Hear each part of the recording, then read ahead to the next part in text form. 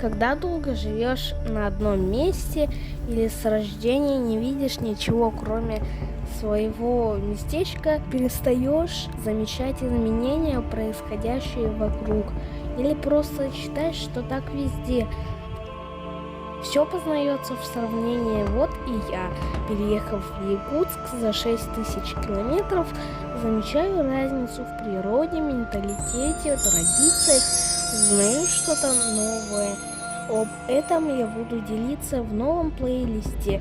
Хочу показать все 12 месяцев.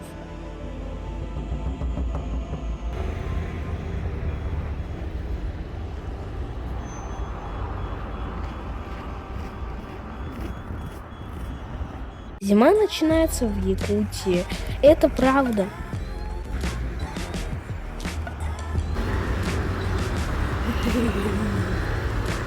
Уже с первых дней зимы, уже с первых дней ноября на улицах города начали появляться портативные гаражи. Они защищают машин от холода. Это оправдалось уже 8 ноября, когда у быка холода вырос первый рог.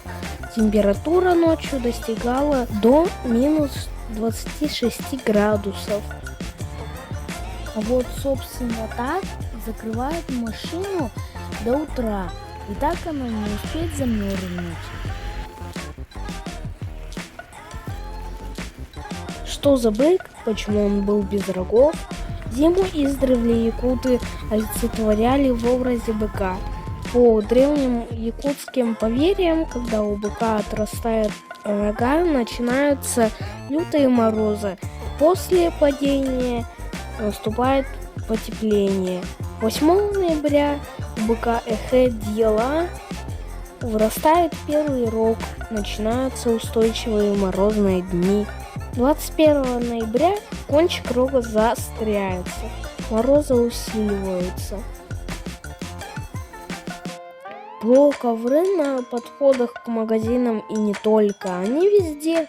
Бывает, что лестницы укрыты специальным покрытием, но в основном это ковры. Плитка очень скользкая. При сильном морозе опускается туман. Не совсем понятно, от чего он. Но официальная версия – это выхлоп от машин и естественные продукты жизнедеятельности человека дают такой эффект. Но пока непонятно, почему это происходит ближе к минус 40, но не всегда. Есть разница, правда?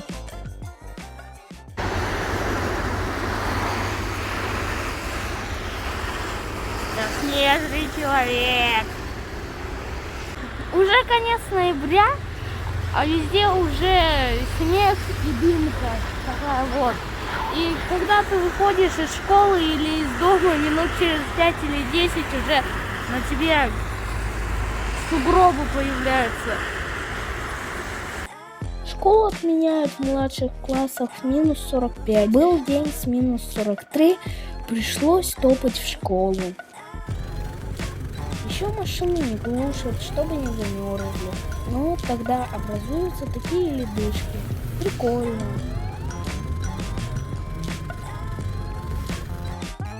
В мессенджерах активно распространяется информация по отлову бродячих собак в приюты.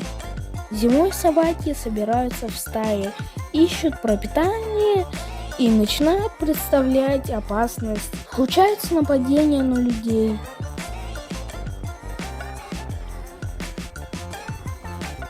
Пока не слишком холодно, мы гуляем, кормим белок, птиц и дышим свежим воздухом. Не слишком холодно, это до минус 35. Гулять хорошо, но недолго.